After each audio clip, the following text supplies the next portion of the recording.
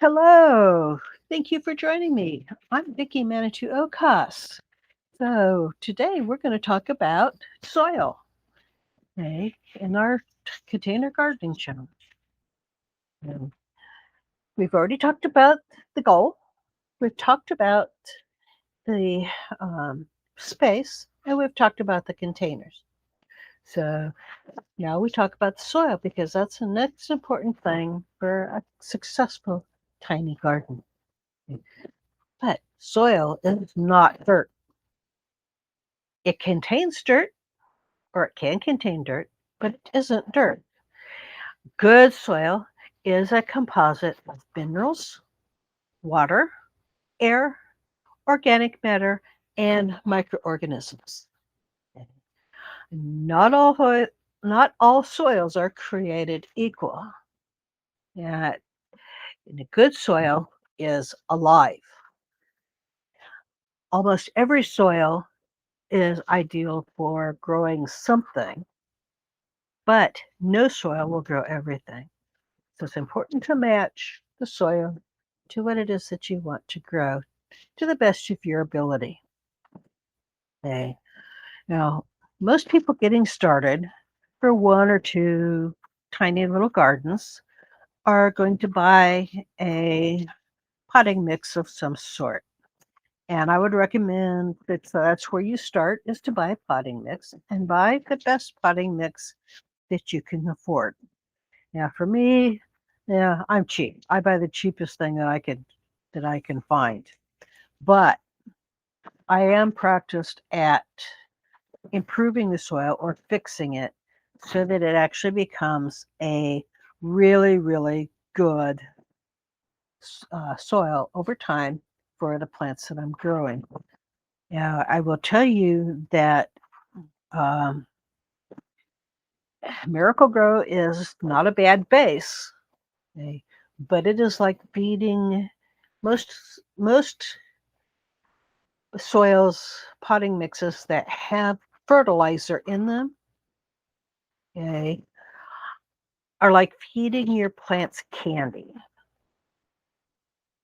They the fertilizers that they have in them are chemical fertilizers that are designed to feed the plants, not build fantastic soil. So when I am actually if I'm doing a lot of gardening at once, I make my own soil that contains some compost and some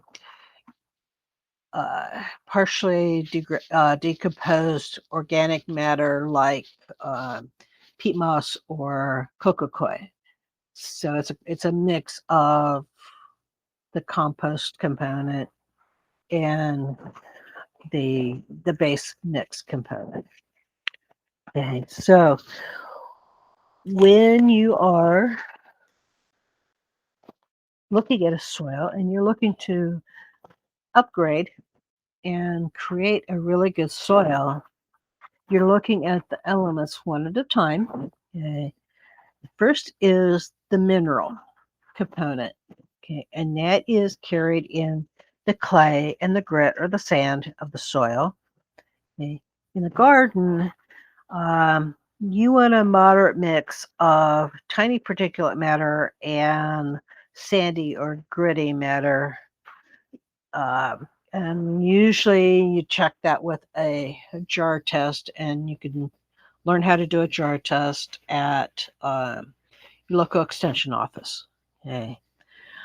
When you're talking about a tiny garden or a container garden, most of the time you don't put the a lot go really really light on the clay and sand because you're going to that makes a heavy soil that has a tendency to compact. And what you want more of in a container garden is the organic matter and some sort of grit matter in there. That can be sand. Okay. or it can be vermiculite or perlite. And most of these carry per, vermiculite or perlite. Okay, but you do need to make sure that that has some mineral content in it. Okay. Next is your organic matter, and in tiny gardens, the organic matter is going to be your highest content of your potting mix. This is your decomposed, partially decomposed or decomposed plant material that carries most of your nutrients for your plants. Okay, and air. Yes, you need air. Okay, the roots need air.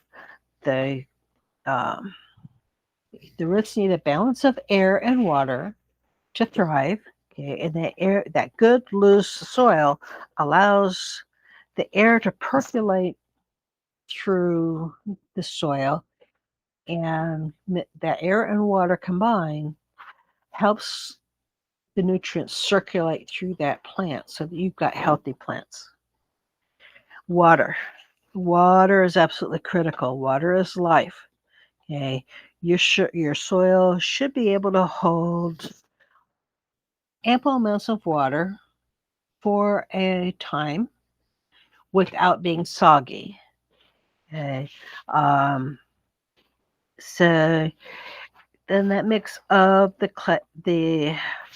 fine particulate matter, grit, and your organic matter in a good balance creates the environment for the soil, your potting mix, to hold that water. And each plant or class of plants is going to have its own range of holding capacity for ideal growth.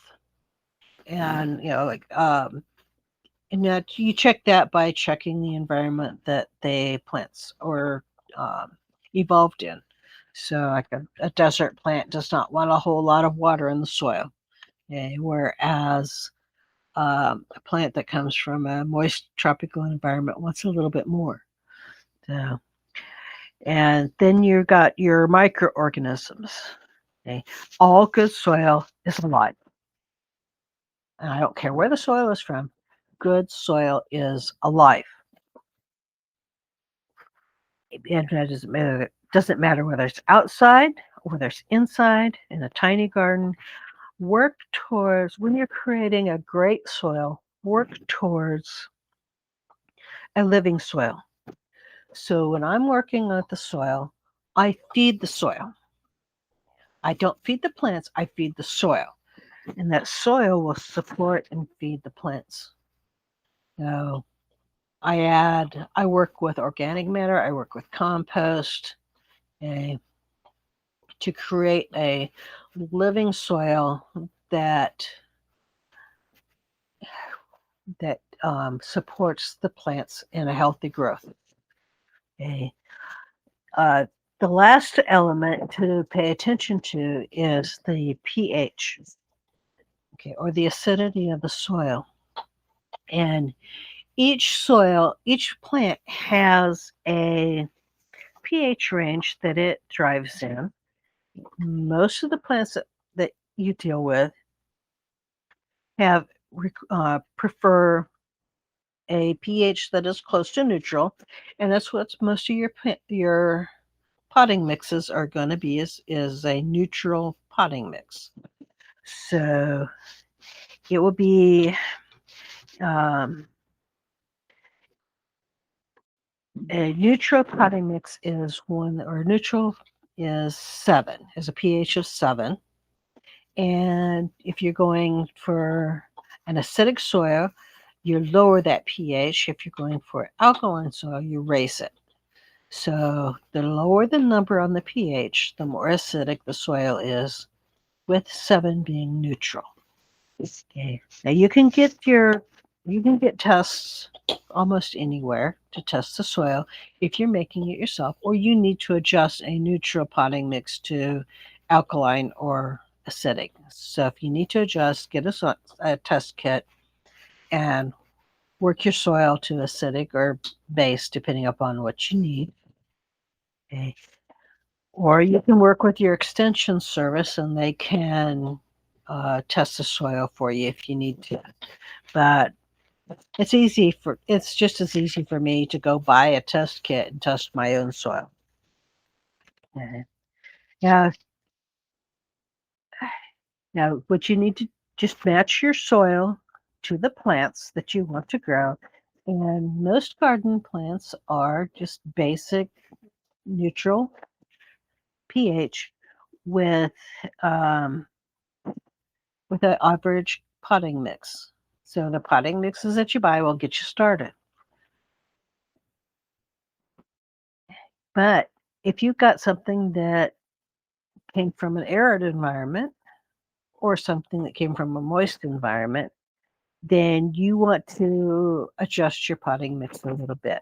It's just a matter of matching the soil to the plants that you want to grow, and it's not that difficult. I cover all this in the plant profiles.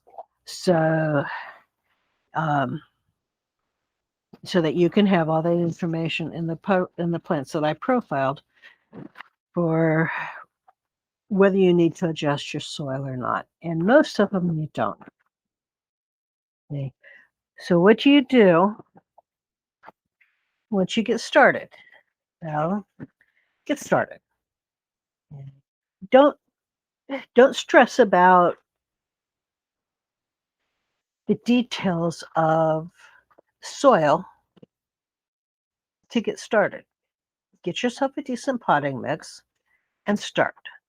But eventually, I would suggest that you experiment and learn how to build a great soil.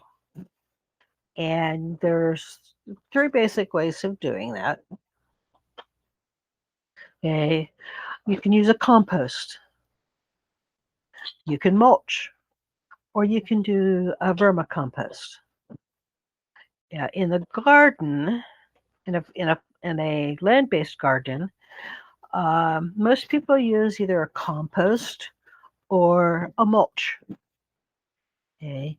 In a container garden, a vermicompost is a better option for for tiny little spaces.